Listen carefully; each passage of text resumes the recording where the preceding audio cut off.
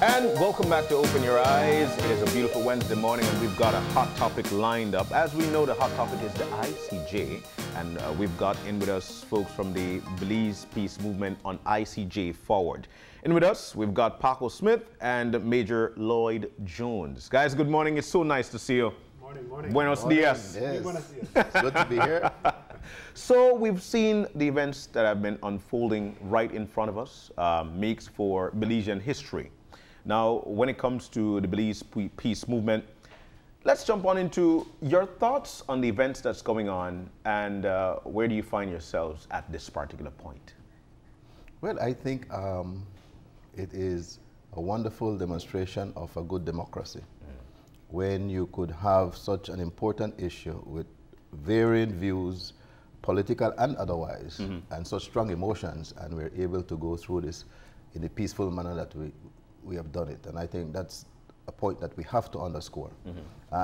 As much as people can be very emotional and intense about it, we've always remained peaceful. It's also a good demonstration of a strong democracy when the judiciary, which is the third branch of government, can check those with the political power. And I think that is the takeaway from all of this, in my view. Paco? I share Major Lloyd Jones's sentiments. With regards to a governance perspective, it is a demonstration of how things can and should work with regards to checks and balances. I also believe, though, that the outcome of the two judgments is demonstrative of the lack of due diligence that has been put into certain aspects of this by the government. And it's very important. It's important because the rule of law is very significant. It's something that must be adhered to at all means. So it's a good step with regards to the development of Belize's entire governance structure. Do you have any disappointment at all that Belizeans are not heading to the polls today? I'm glad you asked that question, because I see, well, I've heard the narrative that the Prime Minister is putting out with regards to the judgments. He's saying that Belizeans have been deprived an opportunity. They have not been deprived an opportunity. As I said, with regards to adherence to the rule of law, policies and procedures, proper procedures, Belizeans have not been denied. If he wants to talk about Belizeans who've been denied the opportunity, had the referendum gone through today, there are, I don't know the exact number, but there are many Belizeans in the diaspora who are disenfranchised. So that argument with regards to Belizeans not having the opportunity, it doesn't really wash with me, because inevitably, what these court decisions have done has given us an opportunity, us as a nation, to press the reset button and get this thing right. Now, my question was more in regards to the Belize Peace Movement itself and all the momentum that you had built up for today potentially being the voting day. We know that the People's United Party, for example, had clearly expressed very early on that they wanted a postponement of the vote. They were no, with particular conditions, but also a postponement of the voting day. That was never a part of what the Belize Peace Movement was pushing for. So my question has more to do with the fact that you have done your work as the no campaign, the official no campaign, and are you, concerned, disappointed, or what are your feelings about not being able to follow through today? Well, I think that the Belize Peace Movement has always said that, first of all, the compromise is not lawful. I think that's a position that they have maintained. And that this should never have been brought to the Belizean people in this fashion in the first place. But since the government was insistent on carrying through with it, then the next best position was a no, a rejection of the ICJ option.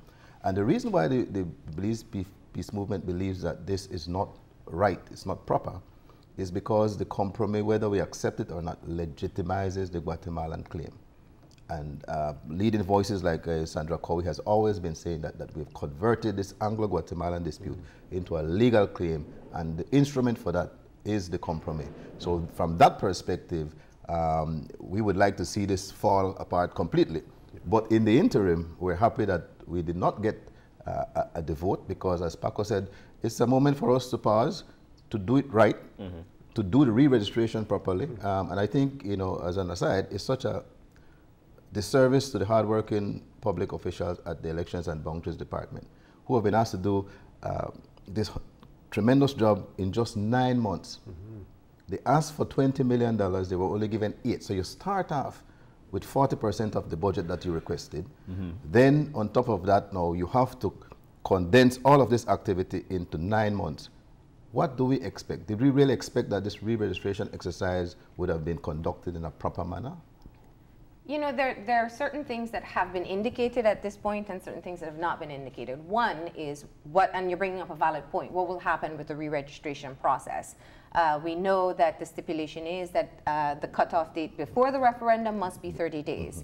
We don't know when the next referendum date will be, so we've not heard, and I don't believe that the Elections and Boundaries Department has been asked whether or not there'll be an extension. Yeah. So that's one point I think that is very clear. But secondly, we have been clearly told by the Prime Minister of this country that the referendum, in their view, will happen, and they will do what is necessary to ensure that it's done. There's a House meeting scheduled for Friday where he speaks of amending the laws, or I think they use the terminology of fixing the law to allow for the referendum. So we may be looking in the near future at an upcoming poll. What is going to be your strategy moving forward? Are you kind of pressing pause in your campaign as well and a wait and see to see how you'll progress? Definitely, we cannot press the pause button in terms of our efforts because the distinct possibility is that we very well may have a poll. It's not definitive, but we know that the government is adamant about it, and we definitely want to be prepared if such is the case. With regards to our way forward, pressing forward, very importantly, we'd like to touch on the absolute need for the education campaign to be conducted appropriately. And this is one of the things that we've harped on consistently. It's doing the Belizean public a disservice in the manner in which it has been done by the referendum unit. And it's very, very important. Again, this gives us the opportunity, us, meaning the country of Belize, the opportunity to step back, say, okay, look, this is what happened. These are where some of the disparities are, and let's do this thing appropriately. You know, you've got on your shirt there, no to the ICJ, correct. Like completely no. Correct. You're mentioning if this thing is done properly. If this thing is done properly, some way or the other, we get the opportunity to do this thing the right way. Will you change your stance? Okay, I touched on that the last time I was here with Marlene, and we have to understand that there are many different dynamics to this thing. As the Major mentioned earlier, with regards to the BPM's perspective, the way that the entire process, starting with the signing of the compromise, was done, that was incorrect.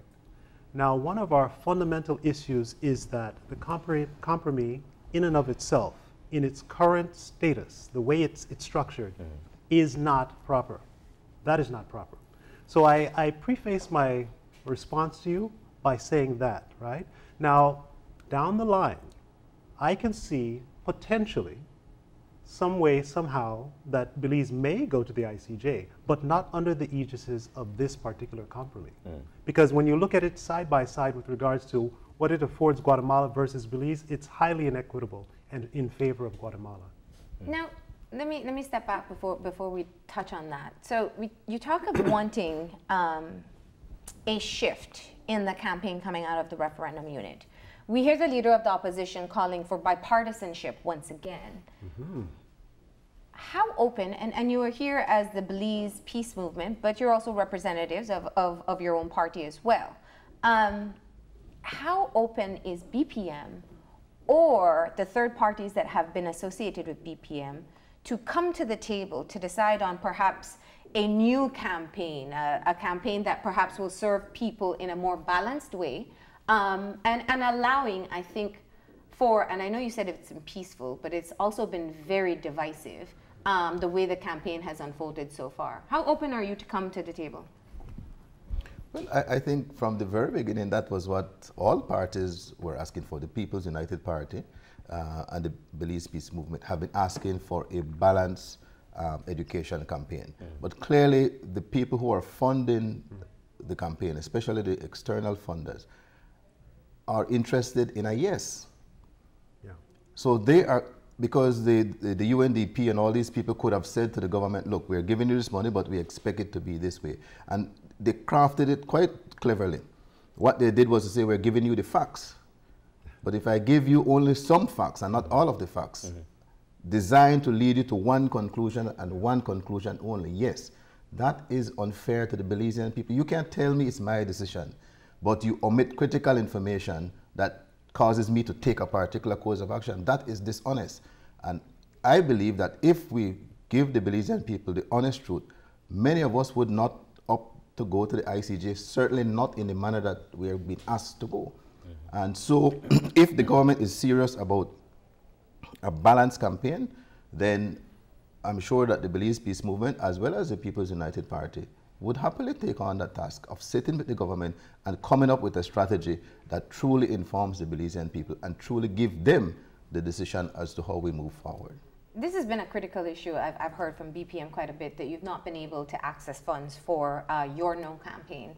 When we were joined by Ambassador Alexis Rosado, who's the head of the referendum unit, that was one of the questions I asked. One, about whether or not they provide funding to CDS through Assad Showman. He pointed out that they pay for accommodation and travel when they have a forum. I also asked whether or not that was extended to the No campaign. He said yes, and that you refused.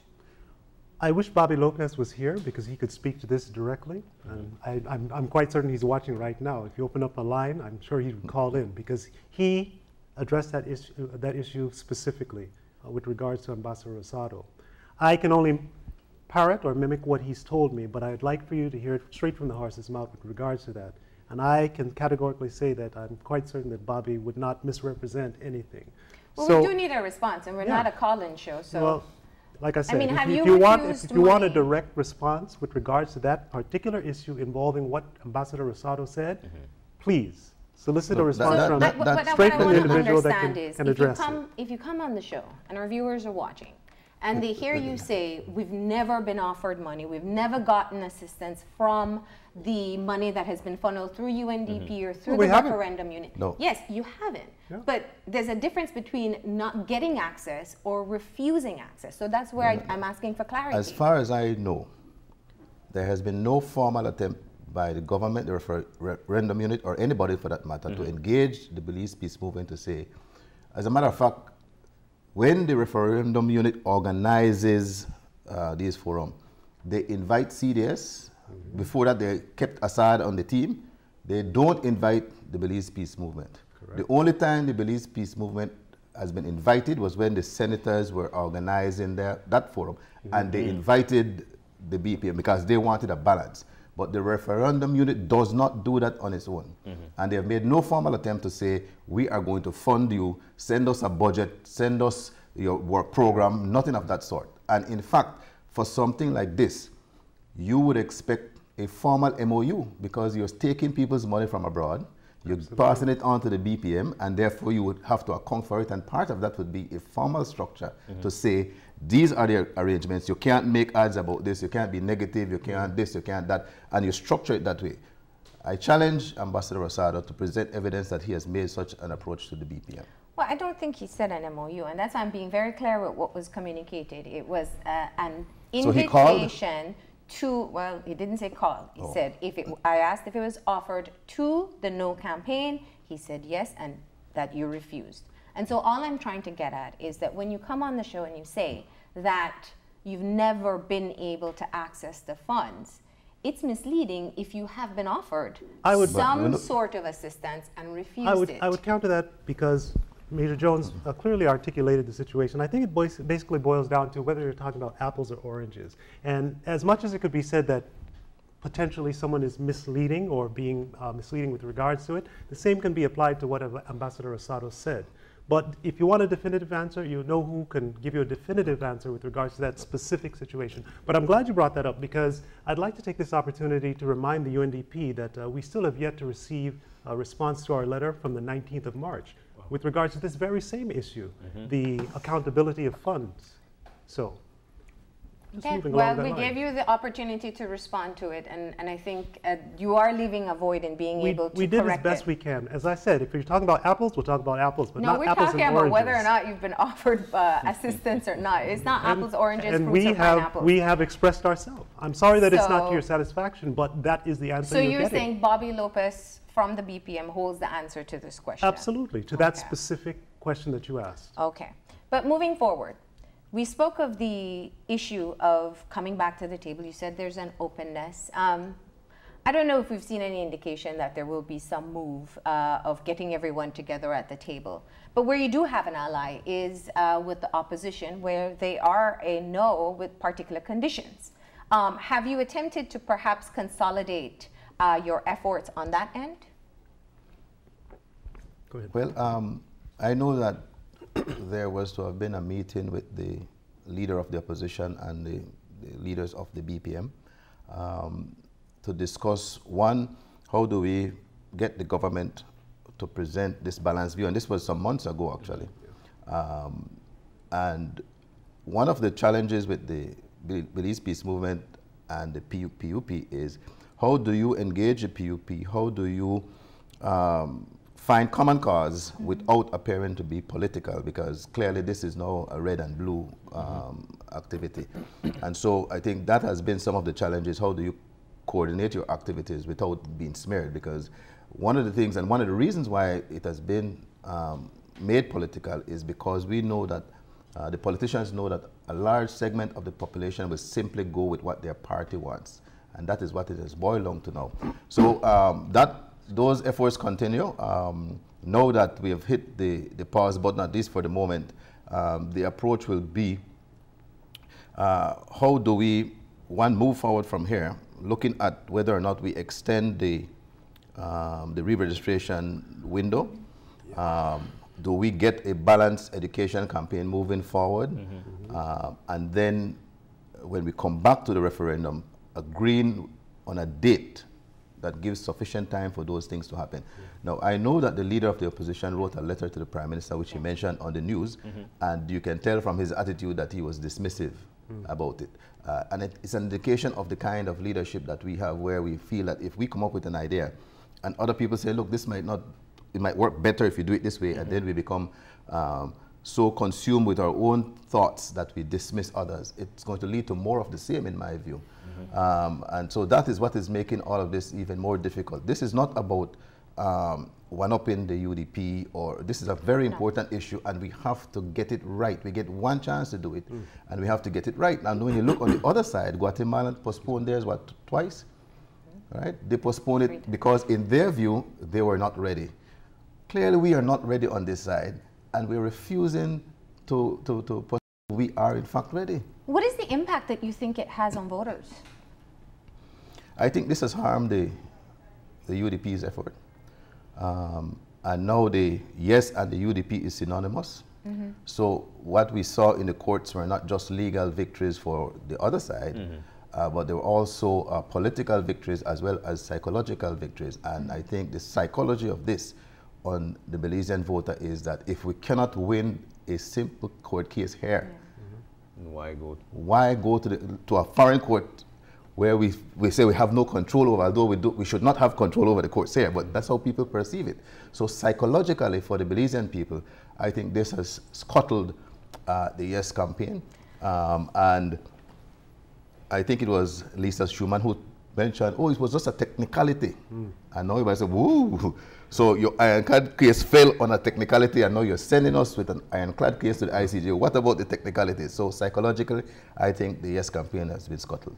You know, there are two schools of thought, and I got to say, because yesterday, my co-host, Kevin Arthurs, who was in, brought in a different perspective on that. And I want to get your thoughts. So we hear where people say, you know, if government wasn't able to get the injunction lifted, or the fact that the injunction was granted at the Supreme Court, when they seem to have a certainty in being able to push ahead with the referendum, would perhaps leave people very skeptical of the thought of being certain for a win in the ICJ.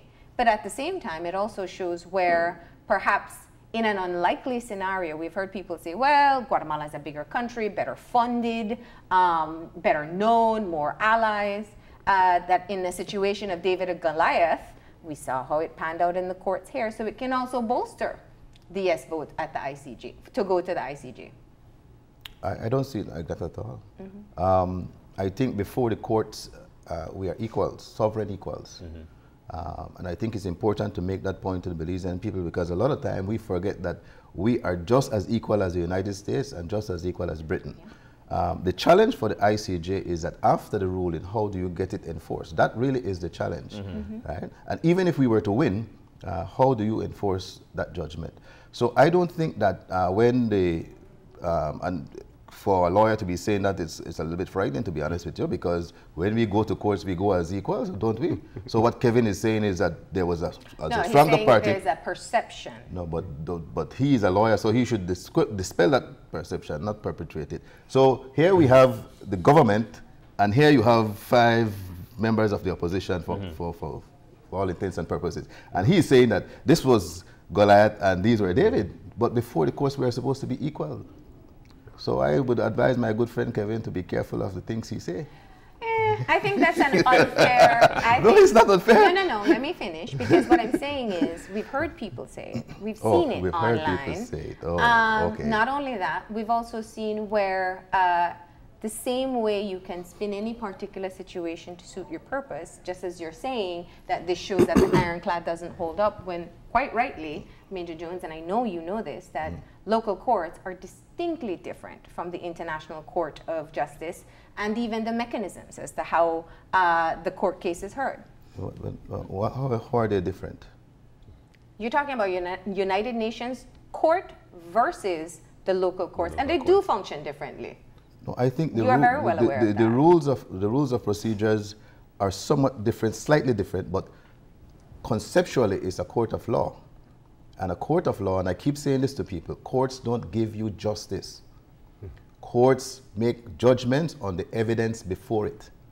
And just as how Lisa and my good friend Mr. Williams went before the court and did not adduce sufficient evidence and were destroyed, similarly, if we go to the ICJ, no matter how right we think we are right, if the evidence before the court does not support our position, we are going to be destroyed. So that is what courts do. They make pronouncements and judgments based on the evidence before it. And in that respect, they are exactly the same as our Supreme Court. Do you share the same opinion as we heard Paco said, that under different terminologies or different agreements, you'd be open to going to the ICJ? I've always maintained that position, that it is not so much the ICJ. And it's important for us to understand that for small nations such as Belize, plugging into these international systems can be a lifesaver.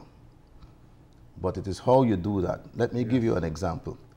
We are going to the ICJ by special agreement with Guatemala that has a claim that says any and all claims. Guyana is also going to the ICJ, and they are in a similar situation like us, for example. Venezuela claims, I think, 60-something% of Guyana. They had a legally binding arbitration award in 1899. They went out in 1905 and demarcated their border, signed that agreement, and all was well. Until 50-something years later, some lunatic in Venezuela got up and said, hey, you know, half a century ago, the chance, you know, give me back the land. And it started all over again. They had a legally binding arbitration award. This was well before the ICJ and so on. So they are now going to the ICJ with Venezuela. But their application before the court is extremely clear and pointed. They're asking the court to declare that the 1899 treaty is valid.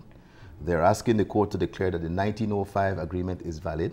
They're asking the court to tell Venezuela to respect their sovereignty and territorial integrity. They're asking the court to tell Venezuela to get off of their island. They have a similar situation like Sarstoon. Tell them to get off. And then finally, they're asking the court to declare what are the consequences of Venezuela's behavior.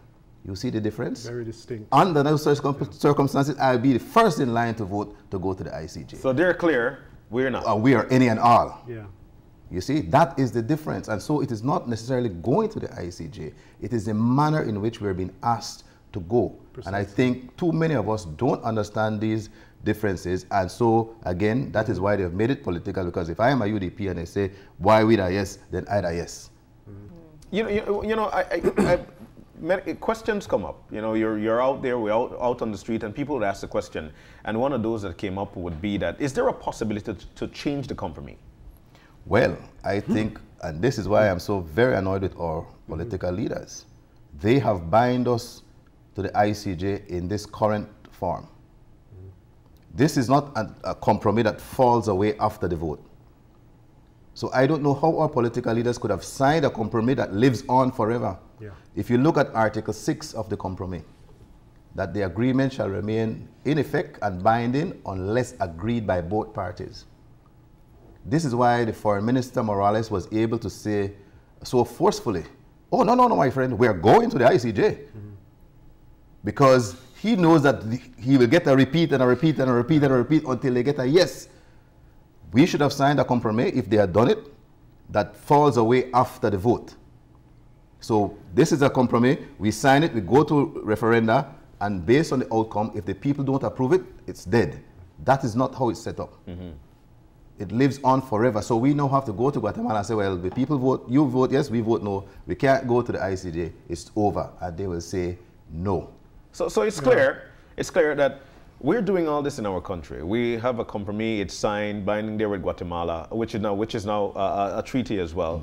And we're doing all this, going in all these circles, but at the same time, when we do, or if we do go to the ICJ, it's on this compromise as well. But it's going to be on this. If I can just interject, and again, with regards to the BPM's perspective, we shall leave no stone unturned to see whether or not we can fulfill our initial goal, right? Which is to void the compromise. Now, I'm not an attorney. I don't have all of this information here at my disposal right now, but you can rest assured, if there is a means and a way through which this compromise can be voided, we will find it. Now, Major Jones, one of the points that you mentioned, I think, is critical, because we hear it a lot as well. People say, change the compromise, go only on the 1859 treaty. I heard that at one of the forums. And many different conditions that would suit Belize's purpose, that makes us feel more secure as to what may be on the bargaining table. But there's also the issue of how this works, and that essentially you have to get your counterpart to agree with you as to what we will set as the terms to be able to move forward. So what are your thoughts when you hear of the fact that the things that we are hearing, we should decide our own terms that only benefit Belize, and you have to go to a negotiating table to get your counterpart to agree on those terms. It's a diplomatic process, which you have been a part of. In negotiations, no agreement is better than a bad agreement. What we have with the compromise is a bad agreement. And this is why Guatemala was so willing to go to the ICJ, because they finally have terms that suit Guatemala. They would, I guarantee you, they could never get such a term with the British. Never. But they were able to convince us that the structure of this compromise is good for everybody, and so we signed on to it. That is why Guatemala is so willing to go to the ICJ, because they now have the strongest possible position to go and defend themselves. We, on the other hand, in my view, are severely disadvantaged by this. And so it would mean then, to come back to your question, that the Belizean people would have to reject this every single time it comes to referendum. That's the only way that we can escape this, because they've latched us on ad infinitum. So unless the Guatemalans agree that this compromise is dead, they can come back and say, Belize, we got a yes, you need to go back again, next referendum. And people say, no, our next one, unless we are able to convince them to get out of this compromise. That will be an interesting scenario, and we can only see that when and if there's a no vote, that will take place. But looking at the current situation in the country, it's been interesting to see the reaction of the postponement of the referendum. People say, well, when we hear from government officials, of course, they're saying, well, they want their right to vote. Some people are saying they were prepared to go in and execute their no vote. There's no changing their minds. And there are some who say, I just don't want anything to do with the process anymore. It's become too complicated. It's become too contentious. when you talk with the people, when you go out and you do your education campaigns, or even in forums like these, when people start to lose interest, what would you say to them when they say, you know, the no attacks the yes attacks the no, PUP attacked UDP, UDP attacked PUP? Political. My point is always that this is not like a general election. If you disengage from the process of a general election, they can, well, you suffer the consequences of the worthless politician you elect, but that's it. This is not like that. This is the future of your country that you're talking about, and you can't afford to become disinterested. And I'll tell you something else. This is why, again, the Barrow administration has really tried to trip the Belizean people. You will recall that in 2017, Mr. Barrow amended the Referendum Act that erased the threshold. But prior to that, you had to have a 60% turnout in order for the referendum to be valid. Sensing that the people were not interested in his referendum, because remember, under those terms, if there's a threshold, staying at home equates to a no vote. Precisely. So when you erase that, when you take it away that it's a simple majority, staying at home equates to a yes vote. So when you say, and I heard a lady calling to one of the talk shows to say you got 3 options, vote a yes, no, or stay home. Stay home is a yes vote. Yeah. If you stay at home, that's a yes, because there are 5 of us now here, and if 3 of you show up and 2 say yes, That's it. they're gone. They're gone. Yeah. Right? So that is why so everything has been done to skew this towards a yes, taking away that to me is the real threat toward democracy. That is the real threat to say that it's really the people's choice. And for this, the reason why that threshold was there is to ensure that sufficient voters come out. You know, in other countries, for example... Well, it was altered in 2008. It was a simple majority before, by this very same administration. So that is an interesting point, and I think many have tied it back to the concerns that came out of Guatemala as well. Correct. But telling people not to engage, or telling people who choose not to engage that they're voting yes or no, that they're skewing the vote one way or another is one thing. But I think one of the things that's turned people off is just how people have been painted for not having an opinion or for choosing an opinion. We had a panel with first-time voters. And there was one thing said by a 19-year-old university student. And she said, you know, I am sorry that I ever told people how I was going to vote, that I ever publicly said it. Why? Because there are attacks made instantaneously when someone doesn't agree with your position or your agenda. And I've asked this to you before, Paco, so I'll bring it to you, Major Jones, about being able to tone down your own rhetoric, not you personally, but the no position. Getting into whatever realm that you are, whether it's a public forum, an online discourse, interviews, whatever it is, and recognizing that we can talk about this respectfully without mudslinging, without painting people as unpatriotic or a government crony or whatever it is. Well, I think what has happened here is, again, going back to the beginning of this process, the government completely and utterly mismanaged this process. The duty to have ensured that the environment that you're talking about was the duty of the government. They started off by creating what we are now seeing. So, but it takes 2 to tango. But you can stimulate an environment, and then when you create that environment, you can then complain about the outcomes of it. But we are where we are. So let me say this: the stakes are extremely high with this thing, and Absolutely. I think we have to accept and realize that. Secondly, when you have, it's kind of like if you think back to the Iraqi war, when you have David and Goliath, sometimes David has to get down and dirty.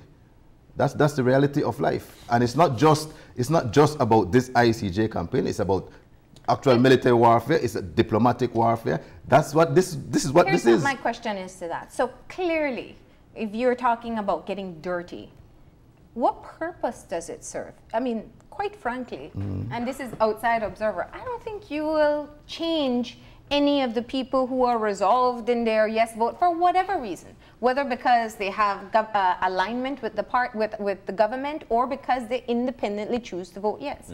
Very much so, it goes the other way. Most of the no's cannot be converted. So when you get into all the mudslinging, what are you doing to what is the crucial cohort here? And that's the people who are still trying to decide. Tell us how this works in politics. You clearly said this is not a general election. It's a referendum on the most important but this is why I've said to you, my lady, we've ever been asked to this is why the government reduced it to partisanship. That is precisely why they've done it, because that is a natural reaction of the Belizean people. Red, blue, red, blue. And that is why, because that is the space that they know. So they've reduced it to that space. And so this is what you're seeing now. This is so really boiling down to... Let me throw another thing at you then. So if you were saying it was instigated by another party, by the government in this case, then Michelle Obama says what? When they go high, when they go low, we go high. So there is a decision. There is a decision that you make in how you will engage people. And there are people who genuinely want a respectful conversation about this. So we have this opportunity where, you know, we call it a pause. The referendum, if the government continues on this path, will take place. We don't know when. It could be 6 weeks, 8 weeks, or next year or the year after. We are yet to see how it's going to play out.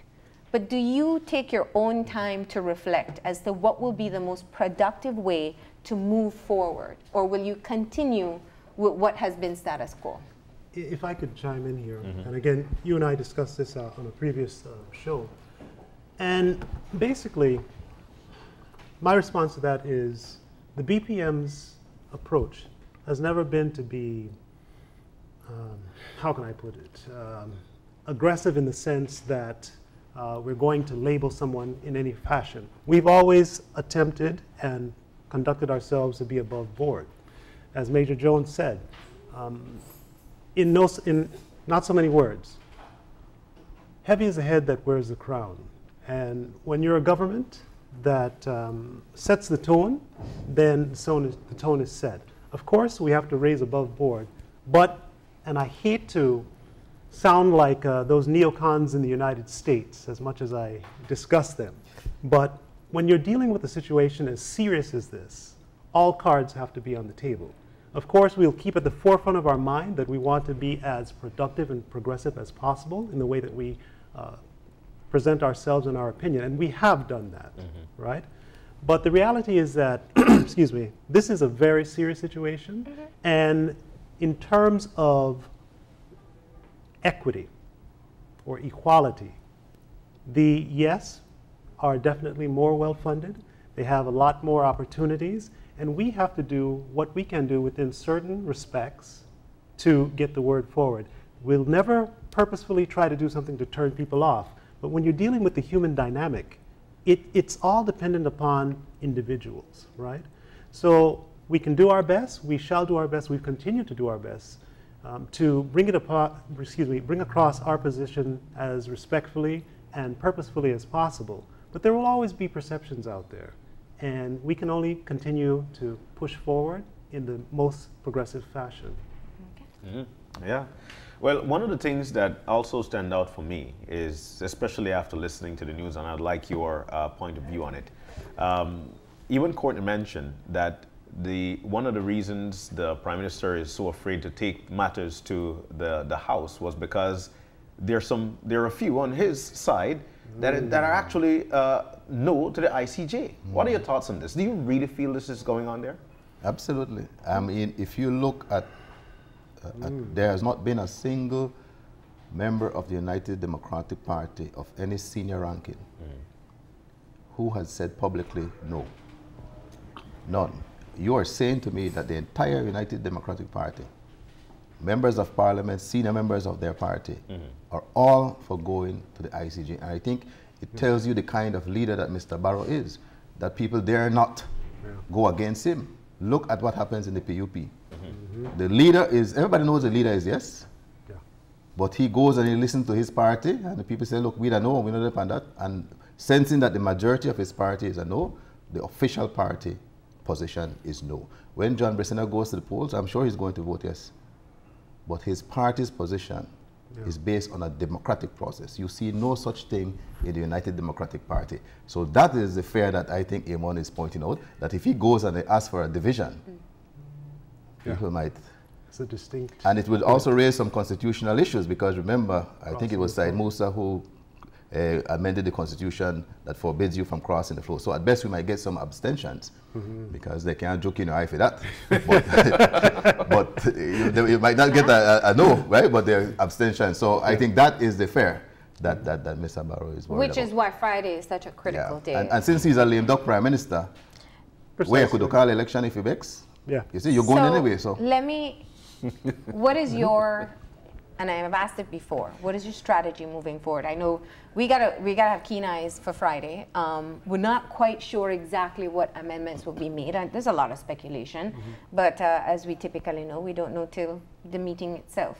What is your level of engagement and plan from this day forward, from the day the referendum should have been till the day the referendum actually takes place? We continue to push forward full throttle. Definitely, we have to keep our finger on the pulse of the people, see what's going on. Again, as you said, Friday shall be a very critical day in terms of strategy and what have you moving forward. I'd like to reiterate the point that the BPM shall leave no stone unturned with regards to eventually fulfilling our ultimate goal, which is to void the referendum. It may sound like pie in the sky right now, but you never know. The compromise or the referendum? Oh, sorry, excuse me, the compromise, yes. Okay. It may sound like pie in the sky to some people, but then again, a lot of people never thought that the two judgments that took place last week would take place. And on one level, I'd like to just... Well, the case is before the courts. That is also another critical day that we need to look forward to when it starts on April 15th. On one level, I'd like to just extend the perspective of the BPM to the general public that with regards to the situation moving forward, there are three fundamental things that Belizeans should take into consideration. The first one being trust, the level of trust that you have or do not have in the principles involved. The second being risk, the inherent risk that we've talked about to the nth degree thus far. And last but not least is common sense. So those are the three things that I think are very important moving forward as we continue with our agenda and interact with the public. All right. Well, thank you for coming in this morning. I'm sure we'll have future conversations again. Thank you for having us. We're going to go ahead and take a break. And when we come back, it's to talk about a seminar to promote child abuse prevention. That's coming up after the break.